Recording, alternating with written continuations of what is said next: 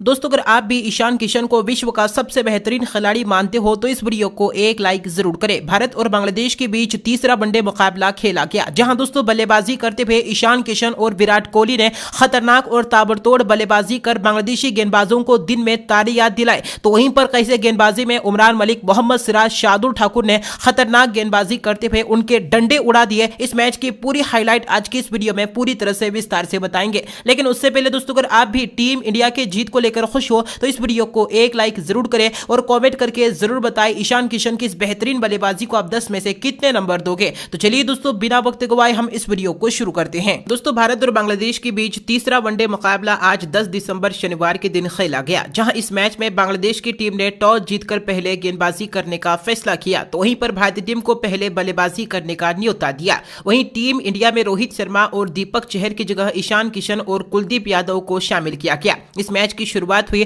भारतीय टीम की तरफ से ओपनर बल्लेबाज के रूप में शिखर धवन और ईशान किशन की जोड़ी बल्लेबाजी करने के लिए मैदान पर उतरी। तीसरी ही ओवर में ईशान किशन ने 2 बेहतरीन चौके लगाकर एक विशाल पारी की नींव रखी। लेकिन अब 5वें ओवर में मेहदी हसन की गेंद पर शिखर धवन मात्र 3 रन बनाकर अपना विकेट गंवा बैठे और पवेलियन लौट गए। लेकिन इस बड़े विकेट के बावजूद भी अगली ही ओवर में ईशान किशन ने 2 बेहतरीन चौके लगा दिए। इसकी कुछ ही देर बाद विराट कोहली ने भी चौका लगाकर अपने बल्ले का मुंह खोला। 10 ओवर तक टीम इंडिया एक विकेट के नुकसान पर 45 रन बना चुकी थी। लेकिन ईशान किशन तो आज अलग ही रंग में नजर आ रहे थे। 12वें ओवर में ईशान किशन ने 3 चौके और एक गगनचुंबी छक्का लगाकर तहलका मचा दिया। इसके बाद अगली ही ओवर में ईशान किशन ने 1 रन लेकर अपना अर्धशतक भी पूरा कर लिया। एक के बाद एक ईशान किशन चौके और छक्के लगाकर अपने विस्फोटक बल्लेबाजी का नजारा दिखा रहे थे। 17वें ओवर में ईशान किशन ने तस्कीन अहमद की गेंद पर एक आकाशीय छक्का जड़ दिया। इसकी कुछ ही देर बाद विराट कोहली ने भी एक शानदार चौका जड़ा, जिसके साथ ही ईशान किशन और विराट कोहली के बीच शतकीय साझेदारी पूरी हो चुकी थी।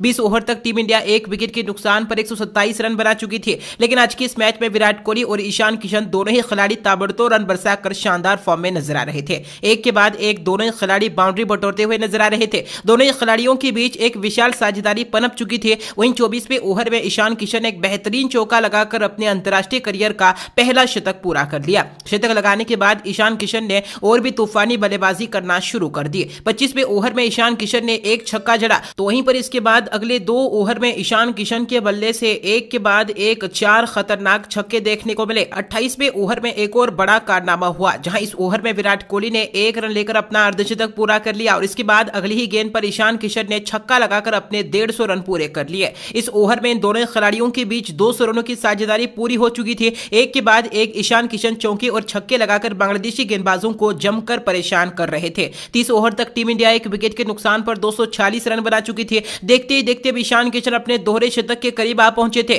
विराट कोहली भी ताबड़तोड़ रन बरसाकर अपने शतक के करीब जा रहे थे। लेकिन अब इसी बीच 35वें ओवर में ईशान किशन ने इतिहास रच दिया। इस ओवर में ईशान किशन ने 1 रन लेकर अपने दोहरे शतक को अंजाम दे दिया। यह दोहरा शतक अब तक अंतरराष्ट्रीय वनडे क्रिकेट इतिहास का सबसे तेज दोहरा शतक रहा। इसके बाद अगली ही ओवर में ईशान किशन ने एक और चौका और एक और आकाशीय छक्का जड़ दिया। लेकिन दोस्तों, अगली ही गेंद पर ईशान किशन ने तस्कीन अहमद के हाथों में अपना विकेट गंवा बैठा, जहां दोस्तों ईशान किशन 210 रनों की बेहतरीन पारी खेलकर पवेलियन लौट गए। लेकिन ईशान किशन की इस पारी ने दिल जीत लिया। उसके बाद 38वें ओवर में नए बल्लेबाज श्रेयस अय्यर मात्र 3 रन बनाकर ही अपना विकेट गंवा बैठे। लेकिन श्रेयस अय्यर के विकेट के बावजूद भी इसी ओवर में विराट कोहली ने एक और आकाशीय छक्का जड़कर अपना शतक पूरा कर लिया। 40 ओवर तक टीम इंडिया 3 विकेट के नुकसान पर 339 रन बना चुकी थी। लेकिन इसके बाद 41वें ओवर में नए बल्लेबाज केएल राहुल भी ज्यादा देर तक मैदान पर नहीं टिक पाए। मात्र 8 रन बनाकर क्लीन बोल्ड हो गए और पवेलियन लौट गए। इसके बाद अगली ही ओवर में विराट कोहली भी अपना विकेट गंवा बैठे। विराट कोहली भी 113 रन बनाकर पवेलियन लौट गए। अब मैदान पर अक्षर पटेल और वाशिंगटन सुंदर की जोड़ी मौजूद थी।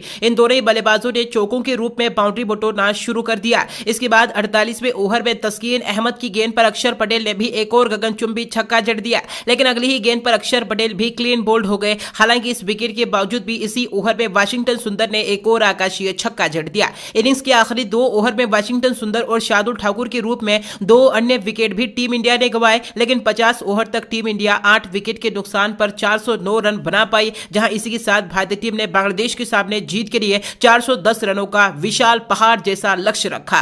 अब दोस्तों, बांग्लादेश की तरफ से ओपनर बल्लेबाज के तौर पर इस लक्ष्य का पीछा करने के लिए लिट्टन दास और अनामुल हक बल्लेबाजी करने के लिए मैदान पर उतरे। इनिंग्स के दूसरी ही ओवर में लिट्टन दास ने चौका जड़ा। तो वहीं पर इसके बाद तीसरे ओवर में अनामुल हक ने एक गगनचुंबी छक्का जड़ दिया। इसके बाद चौथे ओवर में लिट्टन दास ने एक के बाद एक 2 चौके और एक गगनचुंबी छक्का लगा दिया। एक के बाद एक बांग्लादेश की टीम ने शानदार शुरुआत कर दी थी, लेकिन 5वें ओवर में अक्षर पटेल ने अनामुल हक को 8 रन के व्यक्तिगत स्कोर पर चलता कर दिया और पवेलियन भेज दिया। इसके बाद 8वें ओवर में मोहम्मद सिराज ने लिट्टन दास को 29 रन के व्यक्तिगत स्कोर पर आउट कर दिया और उन्हें भी पवेलियन भेज दिया। लेकिन दोनों ही ओपनर बल्लेबाजों के आउट होने के बावजूद भी शाकिब अल हसन शानदार बल्लेबाजी कर रहे थे। 10 ओवर तक बांग्लादेश की टीम 2 विकेट के नुकसान पर 66 रन बना चुकी थी। 12वें ओवर में अक्षर पटेल की गेंद पर मुशफिकुर रहीम भी क्लीन बोल्ड हो गए और 7 रन बनाकर पवेलियन लौट गए। एक के बाद एक बांग्लादेश की टीम के 3 विकेट गिर चुके थे। भारतीय टीम अब इस मैच में एक बार फिर से अपना दबदबा कायम करते हुए नजर आ रही थी, लेकिन अब बांग्लादेश की तरफ से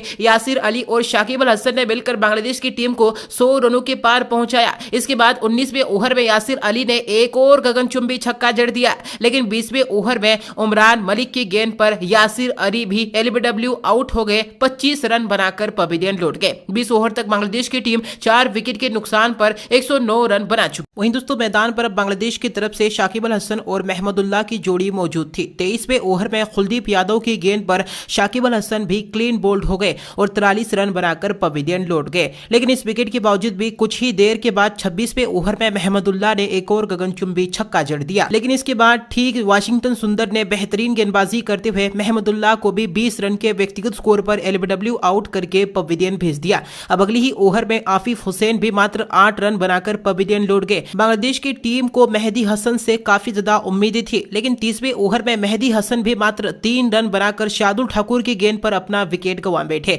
इसके बाद इसी ओवर में शार्दुल ठाकुर ने इबादत हुसैन को भी 0 रन के स्कोर पर ही चलता कर दिया, जहां 30 ओवर में बांग्लादेश की टीम 9 विकेट के नुकसान पर 148 रन बना चुकी थी। अब बांग्लादेश की टीम ऑल आउट के कगार पर पहुंच चुकी थी, लेकिन कुछ देर तक मुस्तफिजुर रहमान ने शानदार बल्लेबाजी की, चौके बटोरे, तो वहीं पर तस्कीन अहमद ने भी 2 गगनचुंबी छक्के जड़े। लेकिन इन खिलाड़ियों की साझेदारी को ब्रेक करने का काम अब 34वें ओवर में उमरान मलिक ने किया। उमरान मलिक ने खतरनाक गेंदबाजी करते हुए मुस्तफिजुर रहमान को क्लीन बोल्ड कर दिया। मुस्तफिजुर 13 रन बनाकर पवेलियन लौट गए और इस तरह से भारतीय टीम ने इस मैच को 227 रनों के बड़े अंतर से जीत लिया। दोस्तों भारत की जीत पर आपकी महत्वपूर्ण राय क्या है, उसका जवाब कमेंट करके जरूर दें। धन्यवाद।